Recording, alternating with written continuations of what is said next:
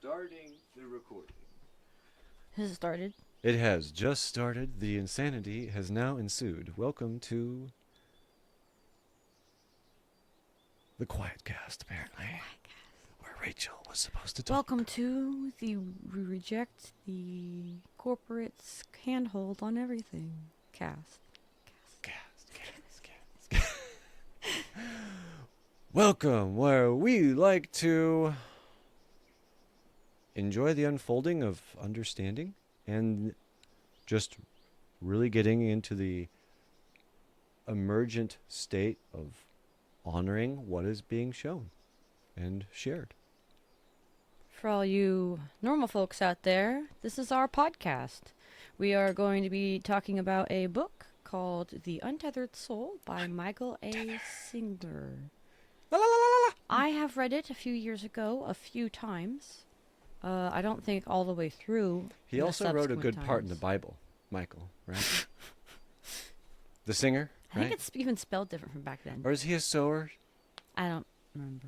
No, okay. I digress. Please continue, Rachel. I got you on to this other But on random these track. various podcasts, Mm. one of the themes we are doing is essentially going through books, reading them, and sharing our thoughts on them as we go through. Yes. Um, I read like Johnny Five. I read the first paragraph of every chapter, and if it's any good, then I read the next paragraph until the chapter gets boring. And I skip to the last sentence or two in the chapter, and I went like, how does Johnny Five fucking read? That's how he does it, folks. Saving you a lot of time. it is quite effective, but you still get some nuggets when you do word by word, sentence by sentence. But it saves you a heck of a lot of time when you can already tell a book doesn't respect your time. Yeah. If you get to a chapter title and it goes like the meaning of life, and you go like, excuse me, but I have that for me. How do you have that for everybody? You understand immediately that that text has nothing to do with you and everything that is between the ears of the writer. Anyway, let us listen to Rachel's beautiful voice. We are starting in part 1, Bong Awakening. rip number 1. Awakening Consciousness. Chapter 1, The Voice Inside Your Head.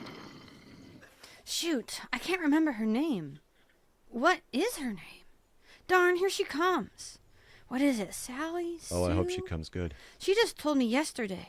What's the matter with me? This is going to be embarrassing. I hope so. That was an intro quote. We're going to the actual chapter now. Oh man, embarrassment is so much fun. In case you It gets haven't... everybody It- embarrassed because not only are you embarrassed, but then the people are also laughing at you and they're like, I hope they don't notice that I don't ever want this to happen to me. Oh my God. Ah. Yeah. Yeah, you're not actually embarrassed. You're actually afraid.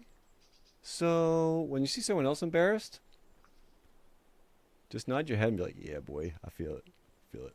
You ain't dumb. Don't worry about it. We no, good. we all slip up all the time. Yeah, man. No need to be And that embarrassed. yeah. Be like, whoa, we all sleep on that banana peel. But not Jamie Heineman. He walks flat-footed. You saw it. Heel first. He went, no, bananas do not slip.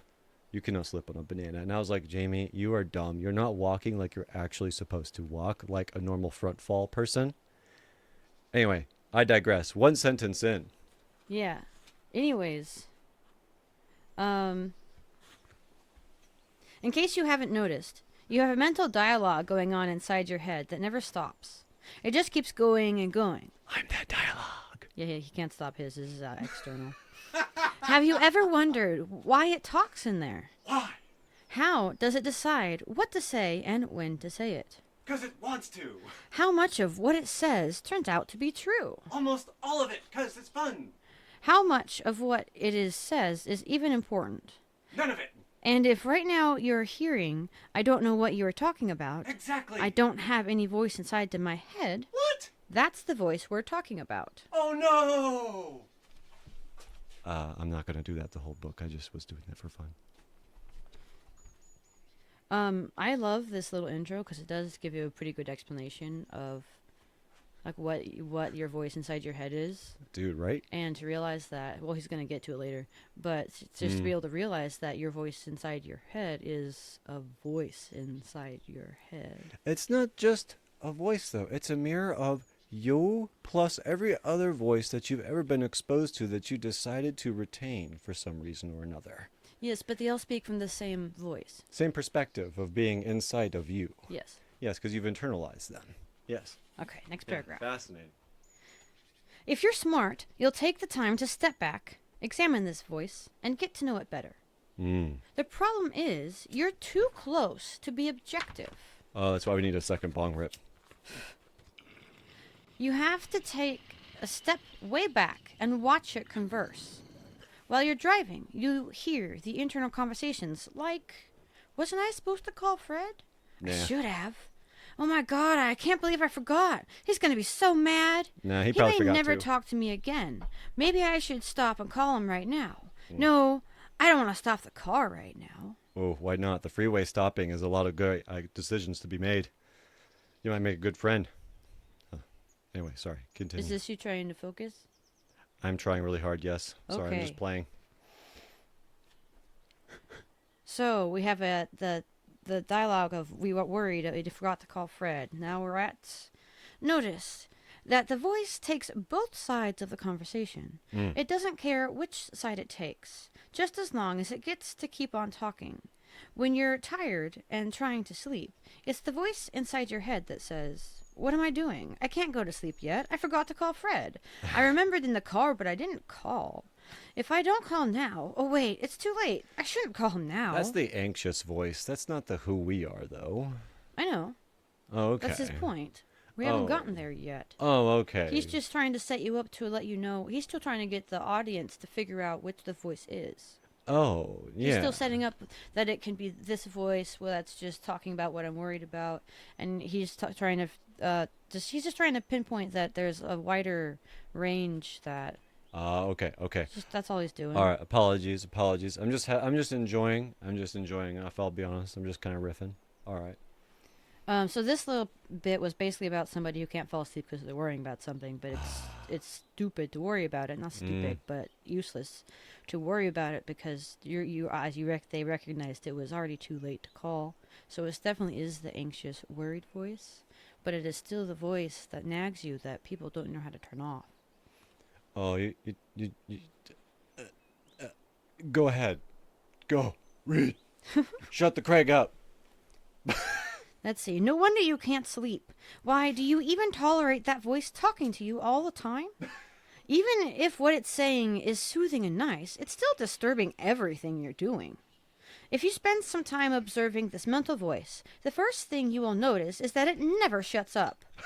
When left to its own, it just talks. Imagine if you were to see someone walking around constantly talking to himself. You'd think he was strange. You'd wonder, if he's the one who's talking and he's the one who's listening, he obviously knows what's going to be said before it is said. So what's the point? The same is true for the voice inside your head. Why is it talking? It's you who's talking, and it's you who's listening. And when the voice argues with itself, who is arguing with? Who could possibly win? It gets very confusing. Okay. This is ridiculous. I totally understand what he's saying. Completely understand from the societal perspective. But this is what people don't understand. This is what talking to yourself is like. Have you ever played ping pong? I mean, yeah, I hope Okay. most people in the audience have too. Now, have you ever played ping pong with another person? Yes. Now, have you ever played ping pong by yourself? Maybe, but not for long. But you understand there is physically a way to actually play ping pong by yourself with like a wall, correct? Yes, I did that No. with racquetball more than ping pong. Now, are you always able to perfectly put that ball back exactly where it came from, exactly when, exactly how, exactly whatever, exactly, even though it's just you, a ball, and a racket? Have you been able to do that 100% every single fucking time? No, I can get precise, but not that precise. So, no matter who you are, even if you are a, like, physically perfect fit motherfucker who can just do things on command. Now imagine this. You are not just racketing a ball around with the same hand. Now you are racketing the same ball around, but you are now using the left hand and the right hand. Now, how the fuck accurate are you going to get that ball when you hit it with one, you legit can't hit it again unless the other racket touches it. Okay? That is what talking to yourself is doing. You are talking from the real physical world, your right hand, and then you are racketing that idea, and then you are getting it to your left hand with the imaginary mindset, and then you're racking it around. And then people who don't understand that fundamental difference, they see the talking to yourself double mindset as craziness, but the reality is that it's an oscillation from both states. And it's not talking to yourself, it's listening to everything that the universe could potentially make between what you understand and what your imagination thinks is possible. And I'm done talking.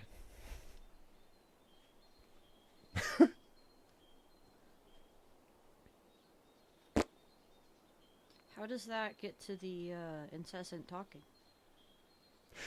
The guy said something about oh, the person who is busy talking to themselves might wonder oh, how can I don't you know exactly what's going to be said next? And I'm like, no, bro, you can't, because you're playing racket with yourself left and right-handed. And you're like, it's that conversation. It's left to right. It's not self to self. Because the self is a socially created construct of memory, time, scars, understandings, and symbols. You're not a self. We're only on page 3? 8. 8. Let's go. I think it started on page like 5 or something. Cool. So it gets confusing. Let's just listen. I think I should get married. No, you know you're not ready. You'll be sorry. But I love him. Mm. Oh, come on. You felt that way about Tom. What if you had married him? If you watch carefully, you'll see that it's just trying to find a comfortable place to rest. It will change sides in a moment if it seems to help. And it doesn't even quiet down when it finds out that it's wrong. It simply adjusts its viewpoint and keeps on going. If you pay attention, these mental patterns will become obvious to you. It's actually a shocking realization when you first notice that your mind is constantly talking. You might even try to yell at it in a feeble attempt to shut it up. But then you realize that that's the voice yelling at the voice. Naysayers. Shut up! I want to go to sleep. Why do you have to talk all the time? Obviously, you can't shut it up that way. The best way to free yourself from this incessant chatter is to step back and view it objectively. Just view the voice as a vocalizing mechanism that is capable of making it appear like someone is in there talking to you. Don't think about it, just notice it. No matter what the voice is saying, it's all the same. It's like a canyon echo. It doesn't matter if it's saying nice things or mean things, worldly things or spiritual things. It doesn't matter because it's still just a voice talking inside your head. Even imagined things. Yeah. In fact, the only way to get your distance from this voice is to stop differentiating what it's saying. Stop feeling that one thing it says is you and the other thing is not you. If you're hearing it talk, it's obviously not you. You are the one who hears the voice. You are not the one who notices. What? If you're hearing the voice, it's obviously not you. You are the one who hears the voice. You are the one who notices that it's talking. Mm-hmm. I get his point, but we also hear ourselves talk when we talk. Right. I believe they're alluding away from all the physicality and the actual realities of the inputs that you're receiving. You're not actually the thing that takes all the. You're not the thing that looks at the abstractions and deals with the abstractions. You're the thing that deals with the actual more base layer of stuff that's going on. Is what I think he's actually trying to say. Because your will does not understand English, but your will understands that it doesn't want to get hurt, buy anything but cheddar cheese. Get hurt? Sure. I was thinking more. I was just going generic. Yeah, I was going generic with your cheddar cheese. I was like, you get cheddar cheese. Just wanted to know, folks. I love this this vehicle in front of me, this Rachel thing, if that is their real name. It's not. It's not. Whoa. It's not. My parents Snot. gave it to me, so it's not mine. Oh, that's My hot. parents' It's so given. Anyway, she loves that cheddar cheese. Just want to let you know. So if we do, guys, get a P.O. box, the cheddar cheese needs to keep coming. Because if it does not end, Get too much that's cheddar the way she keeps her I'd rather hair get peanut golden. She eats enough cheese and peanut butter. We need to keep her golden. Words flow now out of Rachel's mouth because Craig talked too much. Love you. Bong rip number 4 or 3. Yeah, and it's like 80% Mullen. Nurturing Nature's a sponsor, by the way. Buy the bullet. It's great. Yeah, Mullen's an herb. It's a fancy plant. The first year it's flat in the ground. The second year it gets like 10 feet tall. Yep. Just want to let you guys know, like these bowl rips I'm doing, they're not tiny rips, but like because I got the Mullen going, I can take a big rip and I'm not busy going as you hear in the background. So if you guys want to have a nice smooth smoking experience, feel free to check us out. Link in the description or in the bio or in the eyeball We're of new. wherever. We promise we'll put it somewhere. Oh yeah, it'll get out there into the ether. It might turn to ectoplasm, and you go, "Oh my gosh, I gotta read more of this book." Ad over. The book. The book. You hear it when it talks, don't you? Make it say hello right now. Say it over and over a few times. You can do that, you know. Over. No, you're saying hello, right? I can say whatever the Oh. whatever you Hello, want. hello, No, hello. but you're saying it in your head. Oh. Like quiet? Yeah, like in your head, Oh. so that you can hear. Zombie, zombie, zombie, in your... Now shout your- it inside. Oh. Can you hear yourself Can you hear yourself saying hello inside? Of course you can. There is a there voice talking, anybody and in there is a voice there? who notices the voice talking. Not if you can hear me. The problem is that it's easy to notice the voice saying hello, but it's difficult to see that no matter what the voice says, it is still just a voice talking to you and you listening. Oh man, we need to play that Pink Floyd song, dude, while we're listening to this. Anyway, we gotta get some more sound bites up in this bizatch. Keep going, please. This is cool. There is absolutely nothing that voice can say that is more you than anything else it says. There is nothing the voice can say that is more you than anything else it says. I mean, the voice itself is just a physical manifestation of the ability to signal. And the reality is that we are an emergent, honorable universe. So what you signal as being you in that moment is you in that moment. So I think they're saying that, but in a different way. I'm not sure, but I view the voice in your head very similarly to that I do to any other emotion. It has the same exact goal, job that it does. Any emotion there, whether it's happiness, sadness, anger, or anything more complicated, that is trying to guide you towards or away from something. That is truth. Listen to these words, friends.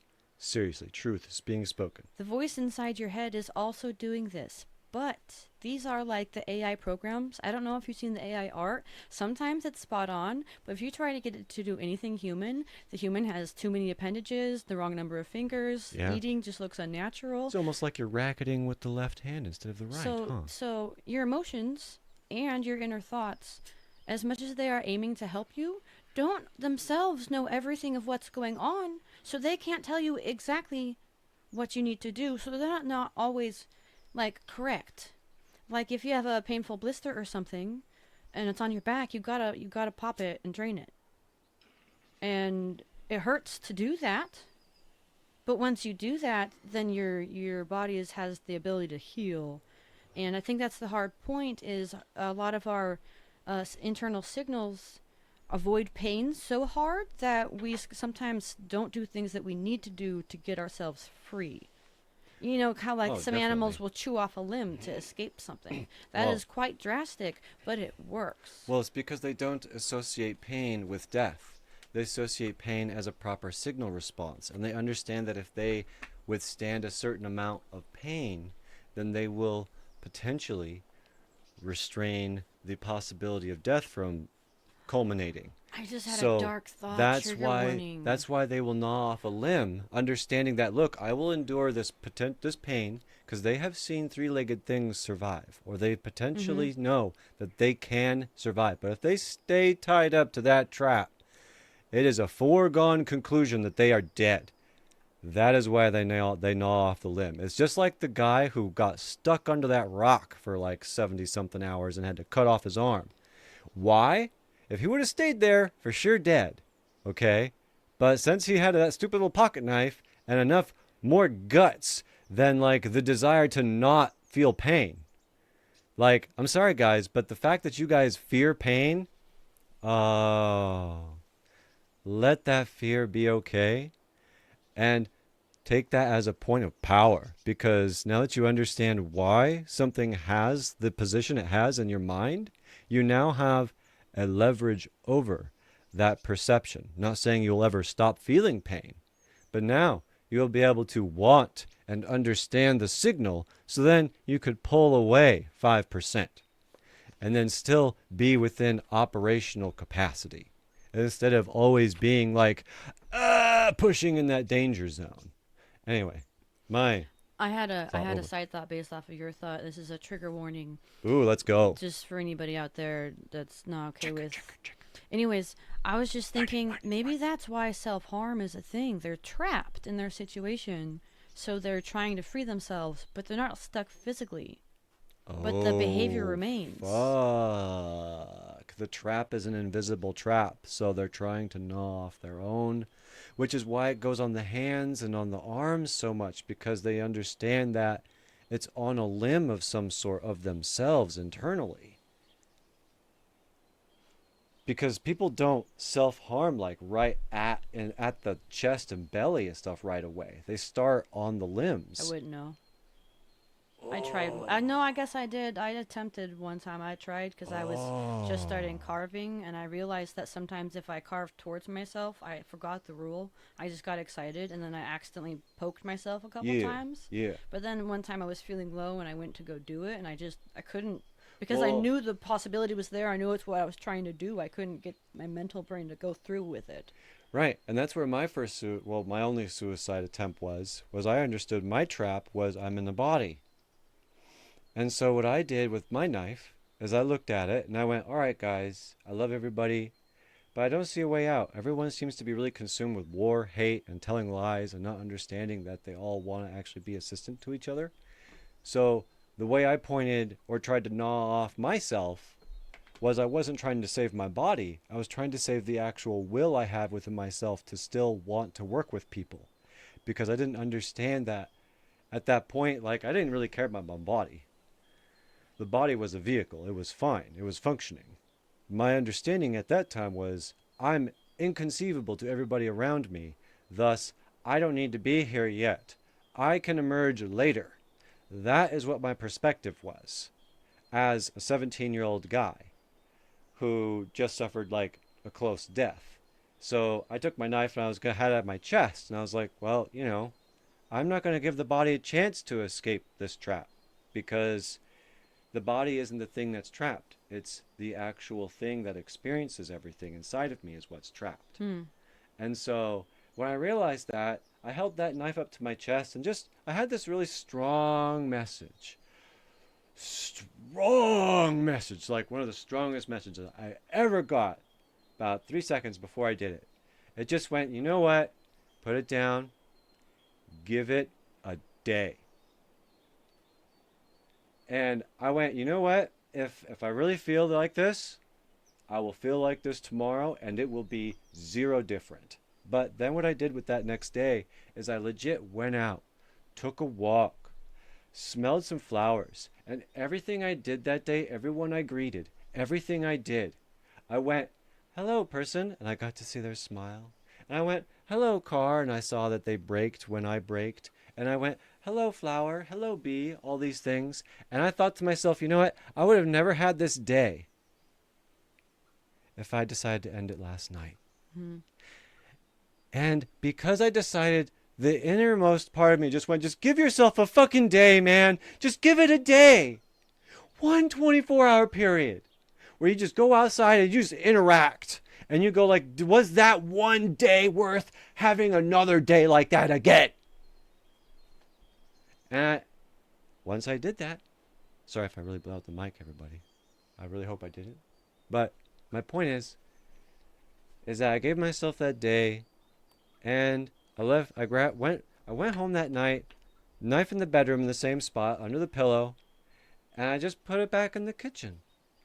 And I've never grabbed a knife again, because I understood that no matter how shit the day is, no matter how shit the moment is, tomorrow, that knife is going back into the little cupboard. And I'm just going to give it one day to turn it around. And if you do that, I don't think you can fuck it up. So folks, just give it a day.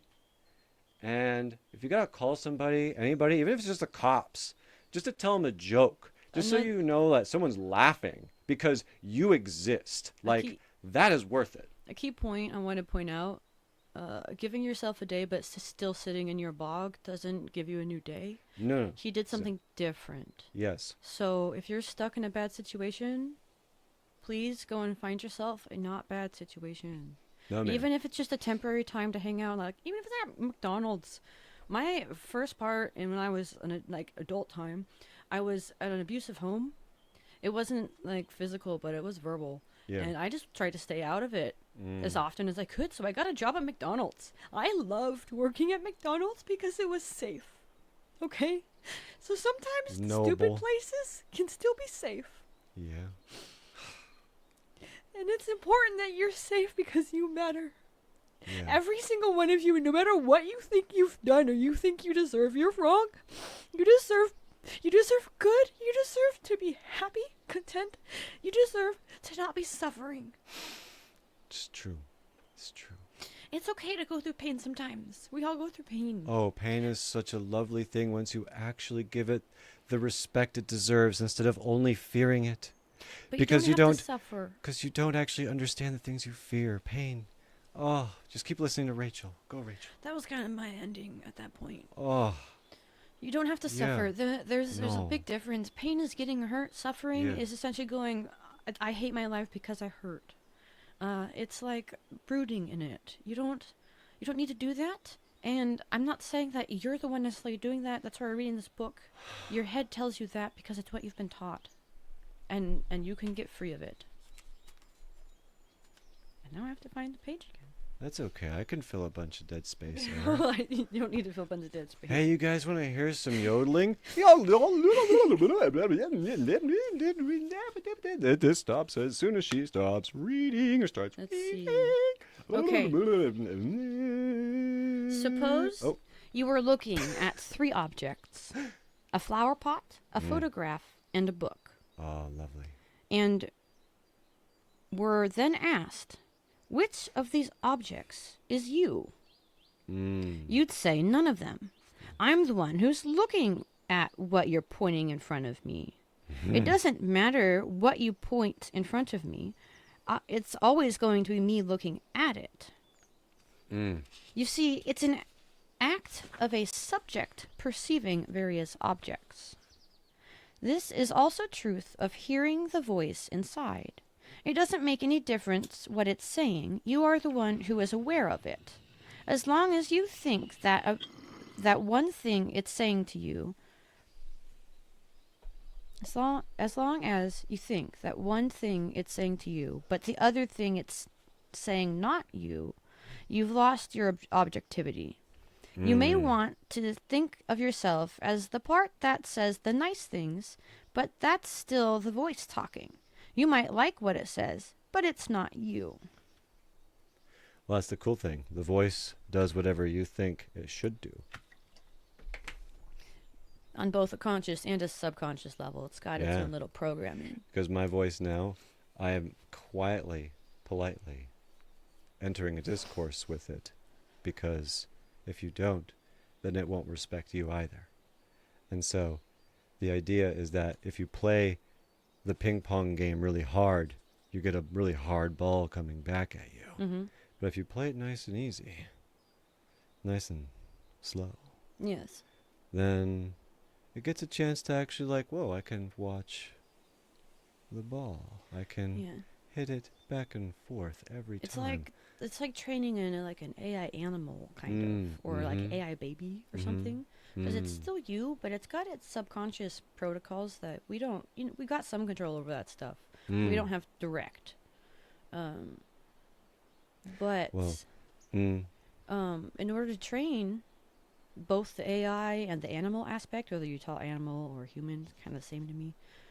You've got the programming dictating exactly what the rules are, and you have the animal one part kind of just like looking to do what feels good, even if it's different. So you've got to be able to kind of juggle the logical patterns that it has and the chaos, even though it's not truly chaos, but it's got a little bit of chaos in there. That's some deep truth here. You ready for it, folks? That's some deep truth. Deep truth.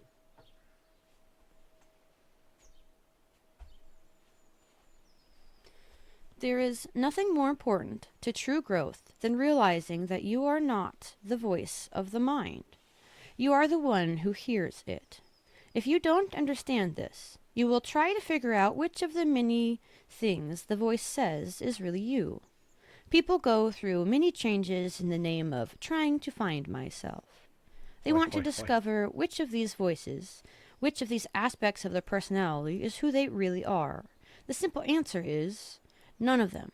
No, you're emergent in every moment. That's why time exists. Because if it didn't, you wouldn't have any reference for like telling what you were doing when. Right. And how to tell who the fuck you were. Because the mind, like as time went on, emotions, that's and even your body, they're all just systems. Yes. Pre-set up systems. Oh yeah. And we can interact with them. Yep. You know, all of them, all the types of systems, the spiritual, mental, emotional, bodily systems. We can do stuff to move all of these things around, including the voice he's talking about. Oh yeah. You just got to figure out the motives, you know. You got to figure out how to lead them by the carrot. My inside voice, it used to be freaking violent towards me, you guys. Like, violent. It would tell me I wasn't an artist. It would tell me I wasn't kind. It would tell me that I should go hit people. It would tell me all these things. And I went, you know what, voice, why don't you just go off and die? And when I told it that, I just named it Die in my diary. And then, as I did that, though, what happened is some literal people in my life actually died. That was when I was 17. And then, that voice was like, what are you going to do now? Now you know what death is. You called me Die. You really want that from me? You want a part of me to just never be able to get accessed again? And I thought about it, and I was like, damn, voice, that's fucking profound. Let me think on that for like a decade. So I came back a decade later in therapy. And therapy, it went like, yo, yeah, now we're talking about me again. We're talking about Die. Ah, yeah, I've been waiting for this. And all along, like, my frontal cortex was like, oh, shit, I thought we killed that motherfucker. No, we didn't. That fucker just went to sleep because it realized we were stopped. We just weren't playing along anymore. Anyway, then when I realized Die was just a defense mechanism, literally, was just the side of your brain that says, hey, imagine this shit so you don't actually, like, falter to it. I went, oh, fuck, Die. And it was like, yeah, you literally called me Die to not die. You know, don't falter to it. And when I realized I did that, I was like, wow. And now I look at that and I go, if you have an anxious voice in your head, listen to that motherfucker. It's telling you what the fuck to not do tomorrow. You know what I mean? And then what it's telling you not to do tomorrow, and you realize you don't do it, and it goes like, are we gonna? Are we gonna? And you let it think like that for a while, but you quietly let it know, hey bro, you can be like that however long you want till I show you I get your respect again. And once you get that subconscious respect again, now my subconscious is like, all right bro, I'm into it. What are we doing tomorrow? I really want to get into do a subconscious. I really want to. I've been working on this for like months, guys. And my subconscious is finally feeding me information to be like, hey, get organized. Hey, mesmerized. But you know what, guys? It fucking takes a shit ton of, like, not just effort, but willful ignorance to actually pull it off. And I don't mean the ignorance that it's willful in the sense that you understand it's there, but you hold on to it anyway because, like, everyone else does. So what the fuck else are you going to do? That's willful ignorance. I'm talking about true, honorable, willful ignorance, where you understand the sun is a big fucking plasma ball in the sky, but you suspend your disbelief so you could just walk the fuck outside and not look at it all the time mesmerized. You just look around going like, it's the normal day, it's the normal day, it's the normal, it's fucking bright out. And it's like, yeah, but if you actually stop to really think about all the mechanisms involved, you're just going to get fucking destroyed in all of the like, idiosyncrasies of everything. I'm kind of getting in a circle here, but the point is that my conversation is a fractal, I think. And we're moving on, because I forgot what we were talking about. Lovely. I'm still learning to rein in the dragon. Woo! More weed. That's probably helping. Maybe. And the doctors are like, no, don't! He's Okay. frying his brain. I waited till I was in my 30s. Back to the book. All right. If you watch it objectively, you will come to see that much of what the voice says is meaningless. Most of the talk is just a waste of time and energy.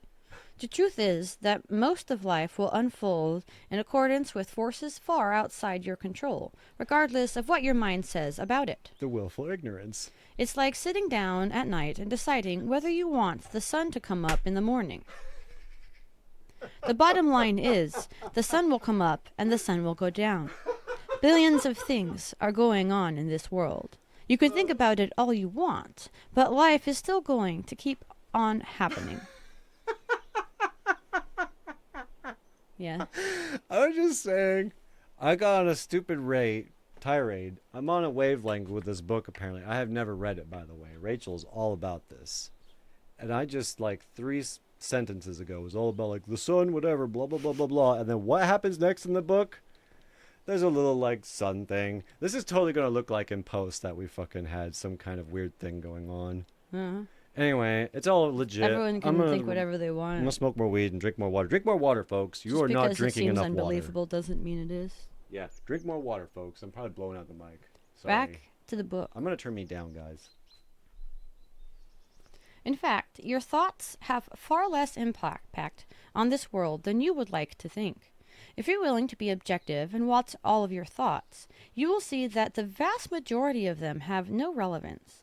They have no effect on anything or anybody except you. They are simply making you feel better or worse about what is going on now, what has gone on in the past, or what might go on in the future. Yeah, it's just directions. If you spend your time hoping that it doesn't rain tomorrow, you're wasting your time. Your thoughts don't change the rain. You will someday come to see that there is no use for that incessant internal chatter, and there is no reason to constantly attempt to figure everything out. What are you talking about? No, you enter a dialogue with it. The chatter is not incessant, pointless stuff. It's not random. Well, maybe we'll get there. Maybe. Maybe, we'll see. I think mine is not random. From my at this memory, point. the Mine is point. Totally supportive. From my memory, the point he's making is stop giving your voice in your head like the kingdom. Oh, no. Because it's not a kingdom, it's a machine, it's a tool.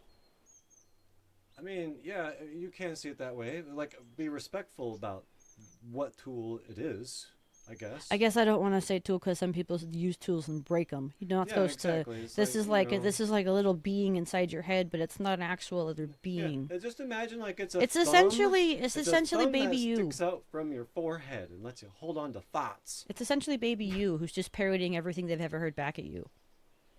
And they're like, I'm worried because mom said this when we were 6. And you're like, I'm 58 and mom's dead. And then voice still goes, yeah, but she'll be mad at you. Fuck that bitch. I'm sorry. But I don't live to make somebody else happy. I live to make me happy so that other people can see a happy person so that they can understand how to take care of themselves and they can be happy. So that I can see other happy people. That's how happy works. All right. I was talking about the voice side of my head. There was no external people in that fake dialogue I had. I projected then. I admit my projection. Where was I? You are in your skin bag. Thanks. Okay. I like to call it. I saw a cartoon one day. Huh? It was great. Is we are essentially a jellyfish because our brain and then the neuron system looks like a jellyfish. Oh, yeah. Like we're a jellyfish remote controlling a skeleton inside of like a watery meat bag or whatever. And I'm like, yes, that is what is going on. Like if you think that's- about it, some people you're gonna be grossed out. Don't be grossed out. It's here all the time. It's completely natural. The only reason the gross feeling is there is to tell you that it's not natural. It might kill you. Your own body won't kill you. Yeah, it's so true. I mean, Dude, so the jellyfish are the actual cells then, because they're like the yeah, neurons. they're just neurons. They're the neurons in the like the gut area, and then all this stuff goes out everywhere. Dude, weird. And then the brain is just essentially the first sensor that develops, or at least it's like the spinal column that allows the sensor array to develop. That's pretty neat to think about it like that. Okay.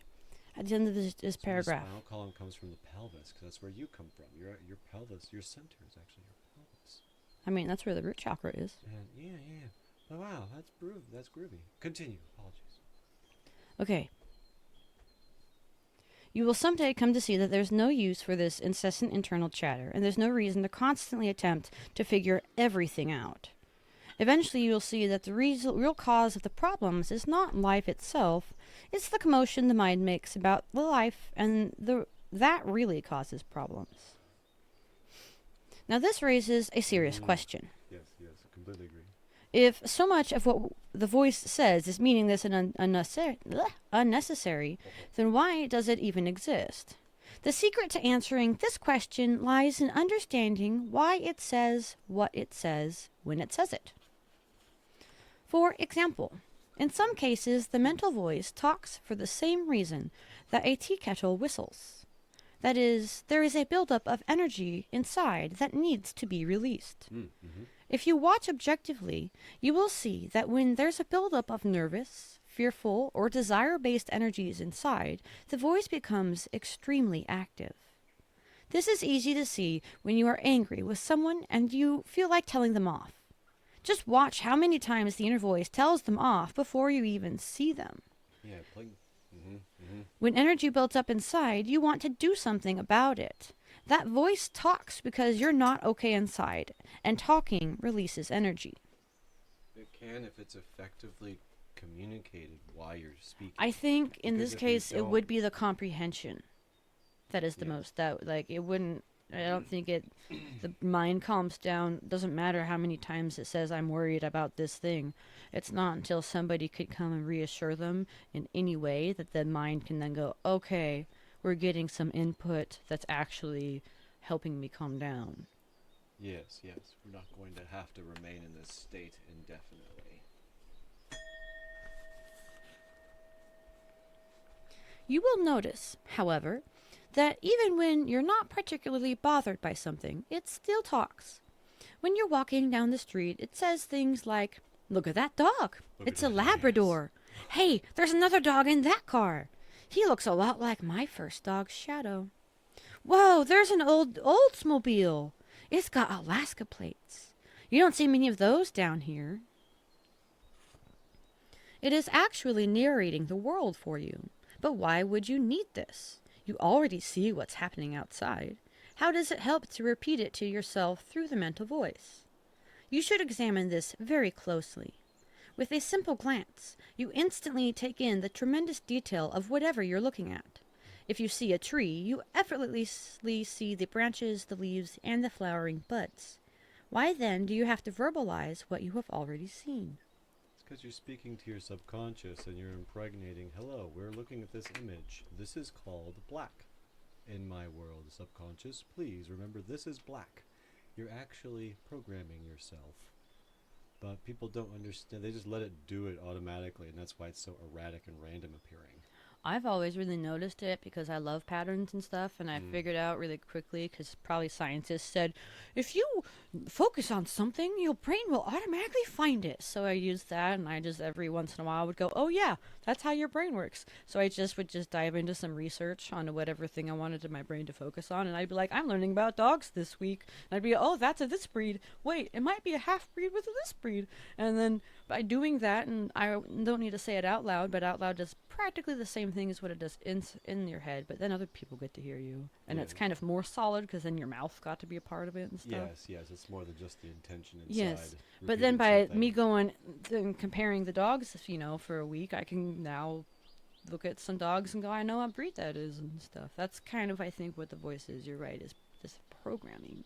Yes, because I'm working on this intently right now. I'm trying to work on being honorable with my display, and I'm working on essentially understanding that everything around me is emerging all the time. So I have to understand that if I do not partake in the participation in an honorable fashion as my container would allow me to partake, and if I also do not understand that those around me are similarly emerging as I am emerging, much like how you will uncover a dinosaur skeleton, you understand that everyone is in a process and at a stage of their own process that you have no comprehension what the fuck is going on inside that person, other than you are both having this experience of discovery that you could never hope to actually exchange, because neither of us understand where we're at in relation to the other, because this is the one part of our existence that cannot be one-to-one shared. We can't look at it and go, this is red, from the, hi, this is me and this is how developed I am color spectrum, if you kind of catch my drift. I also wanted to call attention to the fact that I do a pretty heavy blend on my Mullen. Rachel just took one hit. She had to go into the other room. I killed my bull. She coughed. It's always the roughest hit. She coughed. And it's always more than I expect to smell. Because she doesn't blend it like Craig. No, I use a 30% Mullen blend. Cause she likes to get high, while like Craig likes to get low. There's a song, it's called Live High, but I'm forgetting the artist and I don't want to say the wrong one. I get high while you get low. I think it's Jason Mraz. Ow. I'm gonna take another And hit. hashtag not sponsored. I just like the song. Hey, yo, folks, I want to let y'all know that we're getting around the 40-something minute mark, 45. What were we at, folks? 47, 48. Pardon me. If y'all got to take a potty break, feel free. If y'all listening with your earbuds, feel free to take a breath. We know it's been a minute. Anyway, we're back to another little reading session. This is the thinking inside the mind. Look at that dogwood. The green leaves are so beautiful against the white flowers. Pardon me for just a moment. Is this chapter 2 or is this... No, this is still chapter 1. We have 2. We basically have 2 and a little pages left. Let's go. The leaves are so beautiful against the white flowers. Look how many flowers there are. Watch, it's so full. What you'll see, if you study this carefully, is that the narration makes you feel more comfortable with the world around you. Like backseat driving, it makes you feel as though things are more in your control. You actually feel like you have some relationship with them. A tree is no longer just a tree in the world that has nothing to do with you. It's a tree that you saw, labeled, and judged. By verbalizing it mentally, you brought that initial direct experience of the world into your realm of your thoughts. There it becomes integrated with your other thoughts, such as those making up your value system and historical experiences. Take a moment to examine the difference between your experience of the outside world and your interactions with the mental world. When you're just thinking, you're free to create whatever thoughts you want in your mind, and these thoughts are expressed through the voice. You are so many other ways. Yeah, You can there's let it. definitely you can Mine's definitely get picture in visual, there and mine's sound. emotional. You can My you could technically get everything my in there. I have anywhere from like 1 to maybe 500 things going on at once that I can like probably hold in suspension of disbelief for at least 1 second at a time. And that's only because I've practiced like creating so many different characters with different beliefs with all the books I've written. Oh, taking on different perspectives. Yes. Oh, gotcha, gotcha. Because I can immediately recall Viceroy's perspective. I can immediately recall Artis's perspective. And not Because just you their, built them, you know them. Yes, and not just their perspective as they are in one point of the book, but their perspective throughout their entire arc structures. Because I wrote them, I got to actually experience what it was like to be them through those moments. And so when I recall something, I don't look at it just from Craig McCracken. I was born May 16th, 1988, Social Security number. Oh, okay. No, that's not the only thing I look through. I look through everything. All the gods I made, all the mortals, all the slaves, all the kings. Like, I look at it from everybody's perspective. And it's a lot of fun. And you know, you're just one thing born in one timeline, but you can hold so many different ideologies at once. Like, I can be into slavery from one perspective, and then on the other perspective, I'm like, oh my god, I love popcorn! And it's like, who are those two people? Completely disattached from Craig, but I created them because art exists. Go ahead. I had two thoughts. I'm gonna try to recall them. Oh, no. Different perspectives. Mm. Oh, because you're talking about writing a story.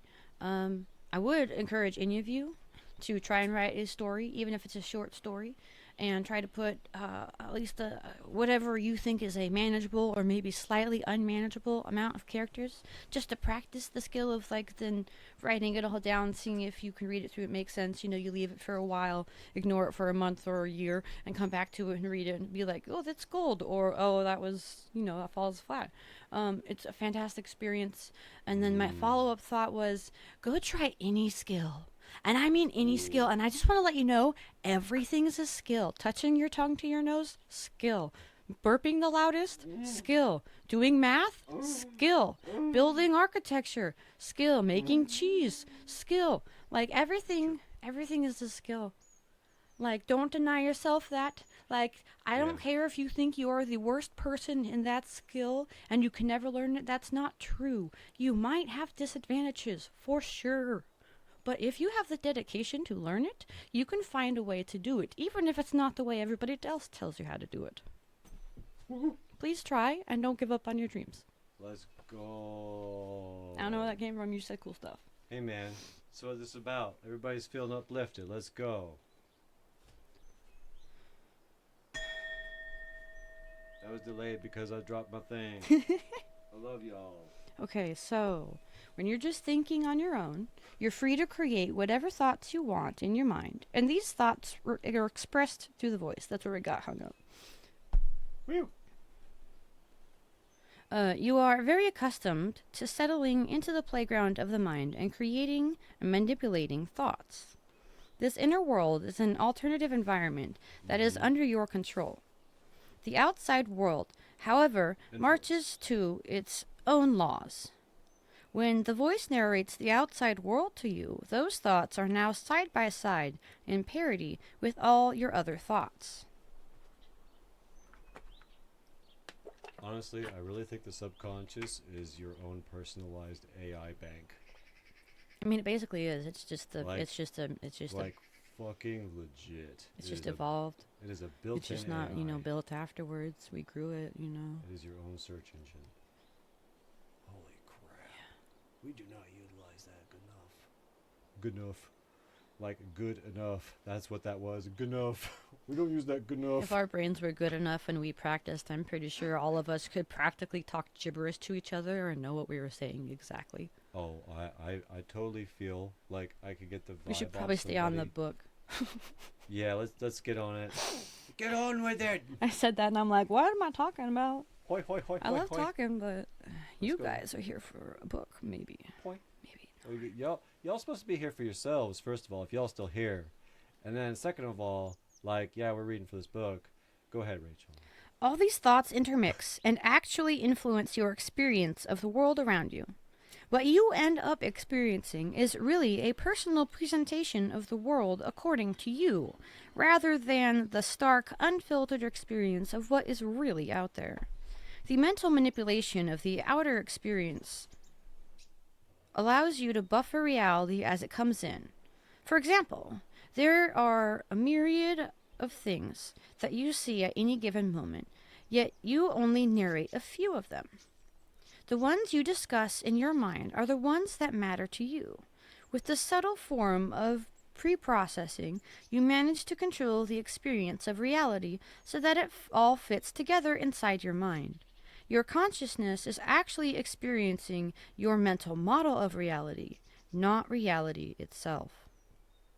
100%. This thought process is what led me to my poet theory. This thought process led me out of my own mental prison. It led me to poet theory, and it's called poet because it is the perception of experience, truth, honor theory. And I am saying truth with a capital T because I do believe I've uncovered the initial nugget of the way the universe is actually constructed. And it is fascinating because it is so very simple. And I'm really excited to apply this honor theory to the book that we're reading. So anyway, I just wanted to say this podcast has been sponsored by Poet Honor Theory and Rachel's Nurturing Nature. And do we have more to read? Yes, we have Cool. more to read. I Let's- have to find it. Let's go. Okay, we actually ended the paragraph. Cool. I'm great filler for those commercials. You're fantastic. Okay, you have to watch this very carefully because you do it all the time. You're walking outside in the winter. You start to shiver, and the voice says, "It's cold." Now, how did that help you? You already knew it was cold. You're the one who's experiencing the cold. Why is it telling you this? You recreate the world within your mind because you can control your mind, whereas you cannot control the world. Yes, you're building that mental simulation model. Yes. Subconsciously and consciously. That is why you mentally talk about it. If you can't get the world the way you like it, you internally verbalize it, judge it, complain about it, and then decide what to do about it. This makes you feel more empowered. When your body experiences cold, there may be nothing you can do to affect the temperature. But when your mind verbalizes it's cold, you can now say, "We're almost home. Just a few more minutes." Or you could say, "I love the cold," and it doesn't bother you so much. And you just get into it like a sauna. Yeah, But the opposite. It's a onana. on good days of those of you who are like me and do not like the cold at all, if you can find yourself to get like slightly cold before you're absolutely like seriously annoyed and try to find something pleasant about it, maybe like on a really hot day, you know, take a cold shower, think about that, and then try to do that on a cold day. It's amazing what a cold shower can help. So true. But yes, you can do a lot of things in response to your inner mind because it speaks up, essentially. It's basically saying you're ping-ponging, you're like you said earlier. Yeah, it's great. Like, when you really visualize it like that, it's like you're not crazy. You're just actually just internally doing that without the table. Right. And so, You know? yeah. So now that we feel better about being cold on the walk home or something, Woohoo. in the thought world, there's always something you can do to control the experience. Basically, you recreate the outside world inside yourself, and then you live in your mind. What if you decided not to do this? If you decide not to narrate and instead just consciously observe the world, you will feel And love it. more open and exposed. You feel like you're a part of it. Open and exposed. Mm-hmm. This is because you really don't know what will happen next, Right. and your mind is accustomed to helping you. Yes. It does this by processing your current experiences in a way that makes them fit with your current views on the past and the visions of the future. And this is why Buddhists and monks aren't susceptible to chemicals when they're in a meditative state. Because they are in such attunement with everything else that is physically around them, regardless of what you put into their body, they are already something that everything else tells them they are. Because they're part of not just the projecting Is a this a perception study that experience. does this have a name or where the monks were? No, it has been a theory. No. This is what Poet is proposing as a theory Oh, for a thing that science can't explain. Because science goes, we put them full of chemicals. They should be high as fuck. gotcha. They're not. Their eyes are still normal. They're still meditating. They're doing whatever. They're still them. Well, yeah, But they should be high as if fuck. you were good enough to balance, And and honestly, oh, go ahead. if you were good enough to balance, and you picked your balance was whatever you were at in your meditation, I imagine because you're meditating and you're using all your energy and shit, like consciously and subconsciously. When they do try to get you high, it just your body just shifts into processing the THC or whatever. And Well, so then it just doesn't, go through because they just blocked it or pushed it through so fast it wasn't. Well, honestly, this is where I'm at with my cannabis usage at this point. Is that I blend my stuff like 80-90% mullein, 10%, 20% cannabis. And the reason why I do this is because I realize that I, myself, am getting into such a meditative state a lot, just doing dishes, going on drives, walking, whatever. It didn't matter how loaded or unloaded the bowl was, or even if I was just smoking straight mullein without cannabis. The effect I was getting was while I was being able to visualize my smoke while I was meditating, it was actually able to give me a focus on something to like hold and hug and love while I was breathing in. And then something to also, as much as I love holding it in, I absolutely love letting it go as well. So being able to do that visualization, it the cannabis, I'm not going to say I don't feel high anymore, but I definitely do not feel like brain fog or anything like that. It is a full entire experience, like perception shift. And someone will call it, well, it's being high. And it's like, yes, but you understand that just because you shift your perception doesn't necessarily mean that it's culturally or like something else scientifically not significant. Because being able to do that shift in perception, that tiny shift, no matter how small it is exactly what your eyes do without sight, tell you which way something is coming from, and your sight tells you without your ears how far something is. So, it's important to change your perception in a lot of different ways that you find fascinating, because then you're going to interact with that perception change as much as possible, which then will make you actually understand you aren't a perception, you are the experience that decides to process the perceptions in a linear format, and then project that to others. So that's why the monks aren't high, although they feel high, but they don't project it, because they are what they are. Compounds and all. Poet theory over. Okay. So all of this helps. No, all this helps to create a semblance of control. If your mind doesn't do this, you simply become too uncomfortable. Reality is just too real for most of us, so we temper it with the mind. You will come to see that the mind talks all the time because you gave it a job to do.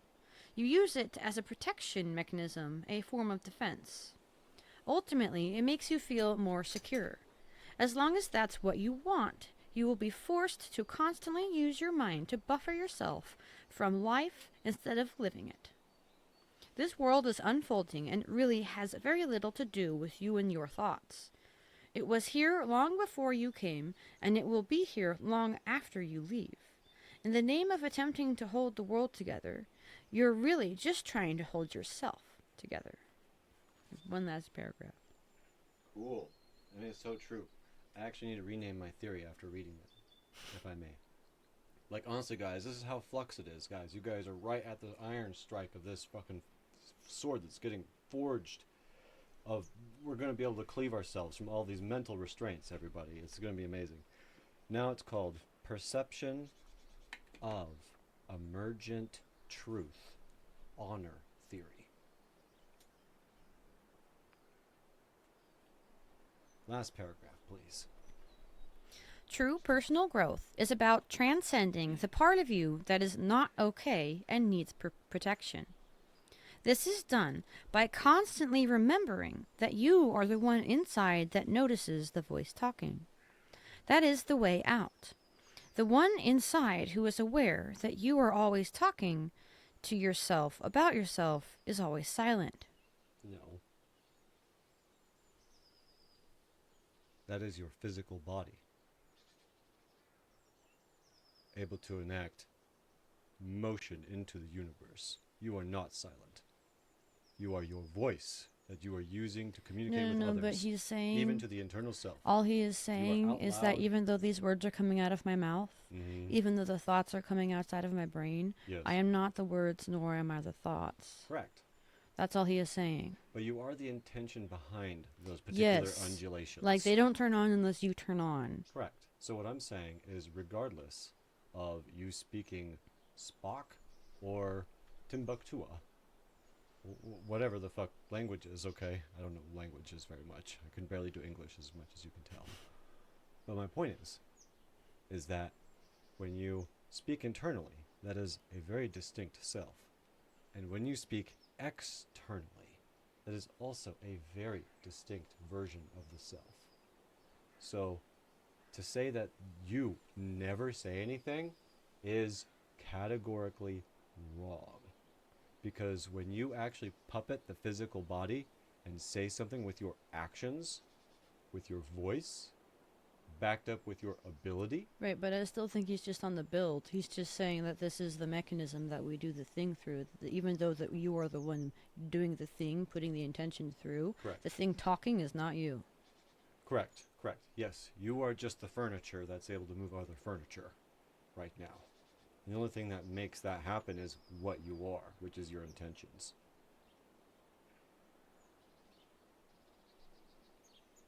As far as I understand. Final paragraph. Woo. True personal growth. Oh, we already went through this. So, I'll just read it. True personal growth is about transcending the part of you that is not okay and needs protection. This is done by constantly remembering that you are the one on the inside that You're the one inside that notices the voice talking. That is the way out. The one inside who is aware that you are talking to yourself about yourself is always silent. It is a door to the depths of your being. To be aware that you are watching the voice talk is to stand on the threshold of a fantastic inner journey. If used properly, the same mental voice that has been a source of worry, distraction, and general neurosis can become the launching ground for true spiritual awakening. 100%. Come to know the one who watches the voice, and you will come to know one of the great mysteries of creation. And once you listen to the voice enough, you might be able to mimic it good enough to make it for a friend, which you have full control over, maybe. Maybe that's what I'm experiencing, perhaps. That was a lovely first bit. I talked a lot. You read a lot. Well, folks. Thumbs up. We got a thumbs up from Rachel. Rachel, what were your thoughts on this first podcast? This is the after show, people. You don't have to stick around. We're done with the meat and potatoes. We might have a little after banter, but we're not going to be saying anything of real consequence. Feel free to I tune see out. your earlier point of reading the whole thing and then talking about it. Yes. We might do that different next time. Or, yes, continue. I don't exactly. I hit you up a lot. Yes, when I'm just like, we're riffing. It is a little fun though, honestly. There was a lot. It is kind of fun. Like if we can just like hit a timer, like you got me for 30 seconds, just all right, Craig, wrap this up in 30 seconds. And And it's like, oh, I need to wrap it up. Nope, you didn't wrap it up. Bleh. And then we can just like have that be part of the game, so we can keep me moving. Sounds good. Cause like, I like being able to interject, but I don't like that I'm not time conscious sometimes, and like seeing it going, just like having it know it like everyone. It'd be fun. Could be a fun thing. Oh, that thing that we saw, the thing would have been great for this. That's okay. We could just make a digital one. The thing. And he says it. And then he then does a hand motion. And the hand motion confuses me, but I think about the way he said the thing, and I think I know what he's talking about, because one time we were thrifting, but we thrift all the time. Oh, yeah. But this was at Goodwill. Oh, yeah. And it was that one fancy timer that you really wanted. It was like $15 or something. It was like $4. Oh. I'm so cheap, guys. I dislike money so much. It is just an admission that you're only worth as much as you have in your pocket. And I just like having none. Because I like people going like, how much you're worth? And I'm like, you have no idea. I'm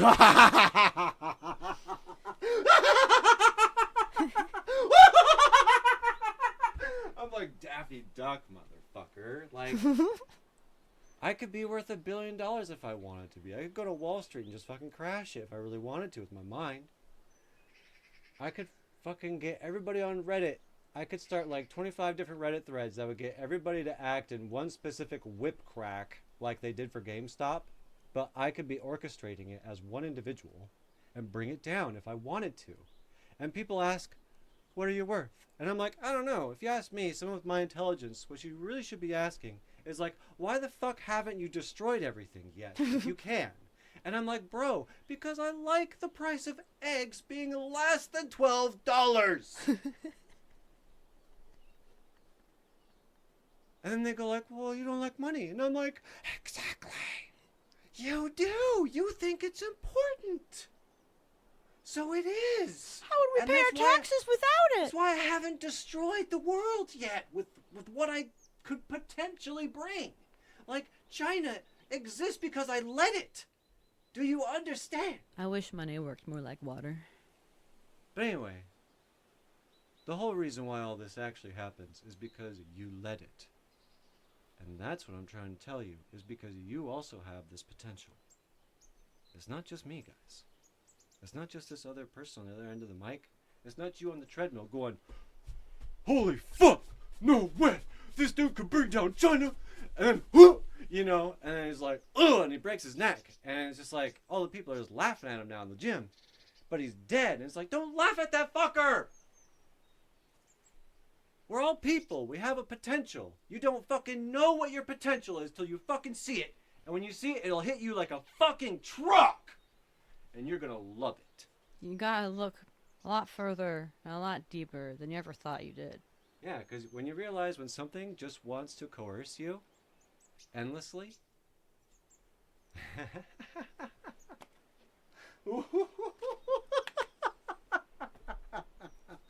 You just go like, really? That's all you got? Revlon? Bitcoin? America? Christianity? Buddhism? You just want me to fucking submit in some way or another? No.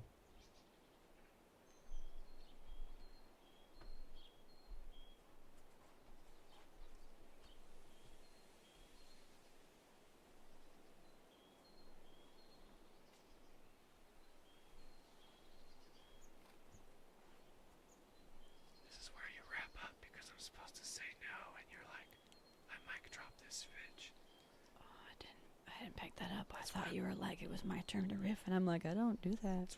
That's your job. I'm just like, I mic drop. I'm glad this is the first one. I hope everybody loves the first one. It's the best ending. I know, because it's just like, how are we doing? And it's like sex for the first time. It's like, which hole does this go into? That's my ear. It's like, oh, I'm sorry. This is dark. I was just going for where it was wet. I have an infection. And it's like, oh, sorry. Oh, gosh. Oh, no, I have earpods on my dick. Oh. And I was just like, everyone's like, oh, my God, dude, this is in my fucking ear, you fuck. I'm in a podcast. Thanks for listening to the most immature, mature people. Yeah, dude. Maybe. Yeah. Always maybe. And everyone's going to be like, holy shit, the Joker is real. He's just gone more chaotic neutral than chaotic evil. Well, I'm not chaotic neutral. I am chaotic honorable. Yeah, that doesn't exist on the D&D board. That's because I just say that I'm good. I'm chaotic honorable. But If you are honor bound, you are my ally. I do not care what you decide to call yourself beyond that. But if you are something that is a snake, you deserve to have your head cut off. That is it. snakes are really cool, though. But like the symbol, though. The symbolism, my friends. It's symbolism. And you can call me a racist Danger noodles if you are want. beautiful creatures. You can call me anything you want. But the only thing you can't call me is something I'm not. You can't call me dishonorable. And that's the hill I'll die on. Thanks for listening. Sorry that was probably loud. I hope you and your cats, dogs, children, close ones, comfiest blanket, console, whatever that you've got. I hope that you're snuggling up, cozy with them in whatever way you find best. And maybe we'll see you next time with more ordered chaos. Yeah, maybe a little more ordered. Love y'all. And this is how we turn it off. Turn it off. Turn it off. Bye, the Mullen. Mullen's good for you.